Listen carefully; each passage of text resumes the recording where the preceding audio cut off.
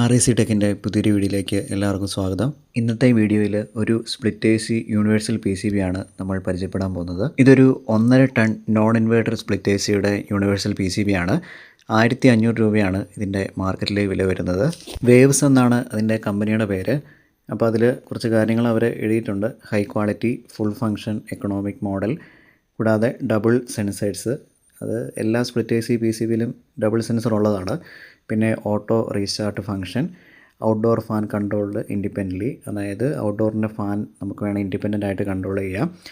പിന്നെ സ്ട്രോങ് ആയിട്ടുള്ളൊരു capacitor blower മോട്ടറിന് കൊടുത്തിട്ടുണ്ടെന്ന് പറഞ്ഞിട്ടുണ്ട്. അതും ബോർഡിൽ തന്നെയാണ്. അപ്പോൾ ഇതിൻ്റെ കൂടെ കിട്ടുന്നത് PCB, ട്രാൻസ്ഫോമർ, തെർമിസ്റ്ററുകൾ, സെൻസറുകൾ, കൂടാതെ ഡിസ്പ്ലേ, റിമോട്ട്, ഇത്തരം കാര്യങ്ങളാണ് ഇതിൻ്റെ കൂടെ നമുക്ക് ലഭിക്കുന്നത്. ഇനി നമുക്ക് ഇത് ഒന്ന് ഓപ്പൺ ചെയ്ത് നോക്കാം. ഒരു നല്ല ബോക്സ് പാക്കേജിങ്ങിലാണ് നമുക്കിത് ലഭിക്കുന്നത്.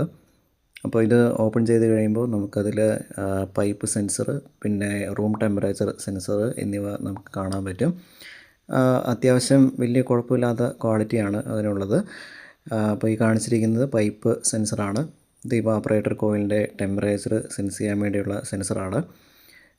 ഈ കാണിച്ചിരിക്കുന്നത് റൂം ടെമ്പറേച്ചർ തെർമിസ്റ്ററാണ്. അപ്പോൾ റൂമിലെ എയറിൻ്റെ ടെമ്പറേച്ചർ സെൻസ് ചെയ്യാൻ വേണ്ടിയിട്ടുള്ള സെൻസറാണിത്. ഈ രണ്ട് സെൻസറുകളും നമ്മൾ PCBയിലേക്ക് സെപ്പറേറ്റ് ആയിട്ടാണ് കണക്ട് ചെയ്യേണ്ടത്.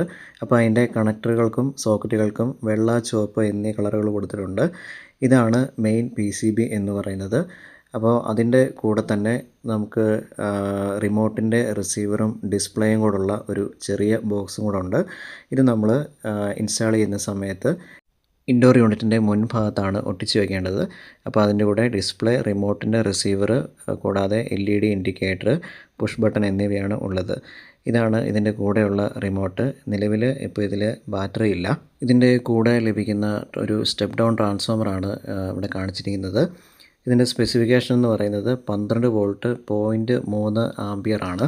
ഇനി ഇതിൻ്റെ കൂടെ ലഭിക്കുന്നതെന്ന് പറഞ്ഞാൽ ടെർമിനൽ ക്ലിപ്പിൻ്റെ ഒരു ചെറിയ പാക്കറ്റാണ്. അതിൻ്റെ കൂടെ തന്നെ ക്ലിപ്പിൻ്റെ പുറത്തൂടെ ഇടാനുള്ള ഇൻസുലേഷൻ കൂടെ ഉണ്ട്. അപ്പോൾ നമ്മൾ ഈ ക്ലിപ്പ് തന്നെ ഉപയോഗിച്ച് കണക്ട് ചെയ്യുന്നതായിരിക്കും ഏറ്റവും നല്ലത്. ബോക്സിൻ്റെ ബാക്ക് സൈഡിലായിട്ട് സർക്യൂട്ട് ഡയഗ്രാം കൊടുത്തിട്ടുണ്ട്. അപ്പോൾ അതിൽ മെയിൻ PCB, ഇവിടെ കാണിച്ചിരിക്കുന്നത് സ്റ്റെപ്പ് ഡൗൺ ട്രാൻസ്ഫോമറാണ് യെല്ലോ കളറിൽ. ഇവിടെ കാണിച്ചിരിക്കുന്നത് റൂം ടെമ്പറേച്ചർ തെർമിസ്റ്ററാണ്. അതിൻ്റെ തൊട്ടപ്പുറത്തായിട്ട് തന്നെ പൈപ്പ് തെർമിസ്റ്ററും കൊടുത്തിട്ടുണ്ട്. അതിൻ്റെ സോക്കറ്റുകൾ ആണ് അവിടെ കാണിച്ചിരിക്കുന്നത്. ഇവിടെ കാണിച്ചിരിക്കുന്നത് ഡിസ്പ്ലേയും റിമോട്ടിൻ്റെ റിസീവറും ഉൾപ്പെടുന്ന ആ ചെറിയ ബോക്സാണ്. അപ്പോൾ അതിൻ്റെ കണക്ഷൻ കൊടുക്കുന്ന ഭാഗം കാണിച്ചിട്ടുണ്ട്. അപ്പോൾ ഇവിടെ കാണിച്ചിരിക്കുന്നതെന്ന് പറഞ്ഞാൽ ഔട്ട്ഡോർ കണ്ടൻസർ ഫാന് വർക്ക് ചെയ്യാനുള്ള കണക്ഷനാണ്. അതൊരു റിലേയിൽ നിന്നാണ് കൊടുത്തിട്ടുള്ളത്. ഇവിടെ കാണിച്ചിരിക്കുന്നതാണ് കംപ്രസറിലേക്ക് നമ്മൾ സപ്ലൈ കൊടുക്കുന്ന റിലേ. ഈ ബോർഡിലേക്കുള്ള ഇൻപുട്ട് ഫേസും കണക്ട് ചെയ്യുന്നത് അതേ റിലേ തന്നെയാണ്. അവിടെ കംപ്രസർ മാർക്ക് ചെയ്തിരിക്കുന്നത് നമുക്ക് കാണാൻ പറ്റും. കൂടാതെ ഏറ്റവും താഴെയായിട്ട് കാണിച്ചിരിക്കുന്നത് ഇവാപ്പറേറ്റർ അല്ലെങ്കിൽ ബ്ലോവർ ഫാൻ മോട്ടറാണ് ഏറ്റവും താഴെയായിട്ട് കാണിച്ചിരിക്കുന്നത്. സാധാരണയായിട്ട് കംപ്രസറിലേക്ക് സപ്ലൈ പോകുന്ന ആ റിലേയിൽ നിന്നാണ് നമ്മൾ കണ്ടൻസർ ഫാനിലേക്കും സപ്ലൈ കണക്ട് ചെയ്യുന്നത്. പക്ഷേ ഇവിടെ അതിനുവേണ്ടി സെപ്പറേറ്റ് ആയിട്ടൊരു റിലേ കൊടുത്തിട്ടുണ്ട്. പക്ഷേ ആ റിലേ കൊടുക്കണമെന്ന് നിർബന്ധമില്ല, നമുക്ക് മറ്റേതിൽ തന്നെ കൊടുക്കാം. അപ്പോൾ ഈ കാണുന്നത് ഇവാപ്പറേറ്ററിൻ്റെ മോട്ടറും അതിൻ്റെ കണക്ഷൻസുമാണ്. അപ്പോൾ ഈ ബ്ലോവർ മോട്ടറിൻ്റെ കപ്പാസിറ്റർ ആ PCBയിൽ തന്നെയുണ്ട്. അപ്പോൾ ഈ കാണിച്ചിരിക്കുന്നതാണ് ഈ ബോർഡിലേക്കുള്ള ന്യൂട്രൽ. അപ്പുറത്ത് ആ ഫേസാണ് നമ്മൾ റിലേ വഴി ഇതിലേക്ക് കണക്ട് ചെയ്യുന്നത്. ഇതേ ബോർഡ് തന്നെ നമുക്ക് ഹീറ്റിംഗ് സിസ്റ്റത്തിന് വേണ്ടിയിട്ടും ഉപയോഗിക്കാം. അപ്പോൾ അങ്ങനെയുള്ള സിസ്റ്റത്തിൻ്റെ അകത്ത് ഒരു 4-വേ റിവേഴ്സിബിൾ സോളിനോയിഡ് വാൽവുണ്ട്. അപ്പോൾ ആ വാൽവിൻ്റെ കണക്ഷനാണ് ഇവിടെ കാണിച്ചിരിക്കുന്നത്. ഹീറ്റിംഗ് ഓപ്ഷനുള്ള AC ആണെങ്കിൽ മാത്രം ആ വാൽവിലേക്കുള്ള കണക്ഷൻ നമ്മൾ കൊടുത്താൽ മതി. ഇനി PCBയിൽ എവിടെയൊക്കെയാണ് ഈ കണക്ഷൻസ് വരുന്നത് എന്ന് നമുക്ക് നോക്കാം. ഇവിടെയാണ് ബോർഡിലേക്കുള്ള ന്യൂട്രൽ കണക്ഷൻ നമ്മൾ കൊടുക്കുന്നത്. അതിൻ്റെ താഴെ കാണുന്ന ആ കറുത്ത പാർട്ട് റിലേ ആണ്. ഇവിടെയാണ് ഫേസ് ഇൻപുട്ട് കൊടുക്കുന്നത്. അതിൻ്റെ താഴെ തന്നെ മറ്റൊരു കണക്ഷൻ ഉണ്ട്. അവിടെ നിന്നാണ് കംപ്രസറിലേക്കുള്ള സപ്ലൈ പോകുന്നത്. ഈ കാണിച്ചിരിക്കുന്നതാണ് ട്രാൻസ്ഫോമറിലേക്കുള്ള ഇൻപുട്ട്. ഇതാണ് ട്രാൻസ്ഫോമറിൽ നിന്നുള്ള ഔട്ട്പുട്ട് കണക്ട് ചെയ്യേണ്ട ഭാഗം. ഇത് റൂം ടെമ്പറേച്ചർ സെൻസർ കണക്ട് ചെയ്യേണ്ട പോർട്ടാണ്. ഇവിടെയാണ് പൈപ്പ് തെർമിസ്റ്റർ കണക്ട് ചെയ്യേണ്ടത്. ഈ കാണിച്ചിരിക്കുന്നത് ഡിസ്പ്ലേ റിമോട്ട് റിസീവറാണ്. അത് ഓൾറെഡി കണക്ട് ചെയ്തിട്ടുണ്ട്. ഇതാണ് സോളിനോയിഡ് വാൽവിലേക്കുള്ള കണക്ഷൻ. ഇതാണ് കണ്ടൻസർ ഫാനിലേക്കുള്ള റിലേയുടെ കണക്ഷൻ. ഇതാണ് ഫാൻ മോട്ടറിൻ്റെ കപ്പാസിറ്റർ വരുന്നത്. ഇവിടെ ഒരു ഫ്യൂസും കൊടുത്തിട്ടുണ്ട്. ഇവിടെ കാണിച്ചിരിക്കുന്നത് ബസറാണ്. PCB ഓൺ ആകുമ്പോഴും ഓഫ് ആകുമ്പോഴും കേൾക്കുന്ന ബീപ്പ് സൗണ്ട് കേൾക്കുന്നത് ഈ ബസറിൽ നിന്നാണ്.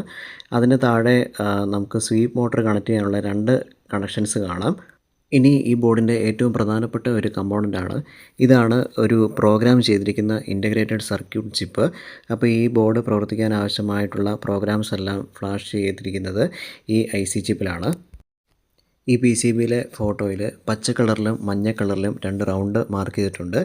അവിടെയുള്ള കണക്ടറുകളിലാണ് നമ്മൾ ബ്ലോവർ മോട്ടറിൻ്റെ 2 കണക്ഷൻസ് കണക്ട് ചെയ്യേണ്ടത്. അപ്പോൾ അതിൽ പച്ച കളറുള്ള ആ ഭാഗത്താണ് അതിലേക്കുള്ള AC സപ്ലൈ പോകുന്നത്, ഫാൻ മോട്ടറിലേക്കുള്ളത്.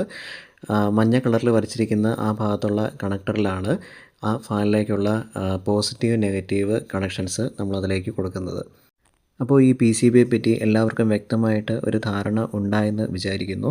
അപ്പോൾ ഇതിലേക്ക് എങ്ങനെയാണ് കമ്പോണൻസ് കണക്ട് ചെയ്യുന്നത്, എങ്ങനെയാണ് ഇതിലേക്ക് സപ്ലൈ കൊടുക്കുന്നത്, എങ്ങനെയാണ് ഇത് ചെക്ക് ചെയ്യുന്നത് മുതലായ കാര്യങ്ങൾ അടുത്ത മറ്റൊരു വീഡിയോയിൽ നമുക്ക് വിശദമായിട്ട് പഠിക്കാം. അപ്പോൾ ഈ വീഡിയോ എല്ലാവർക്കും ഇഷ്ടപ്പെട്ടെങ്കിൽ ലൈക്ക് ചെയ്യുക, ഷെയർ ചെയ്യുക, കമൻറ്റ് ചെയ്യുക. റെഫ്രിജറേഷൻ, എയർ കണ്ടീഷൻ ഫീൽഡിലുള്ള പുതിയ അറിവുകൾക്ക് വേണ്ടി RIC ടെക് എന്ന് പറയുന്ന ഈ ചാനൽ സബ്സ്ക്രൈബ് ചെയ്യുക.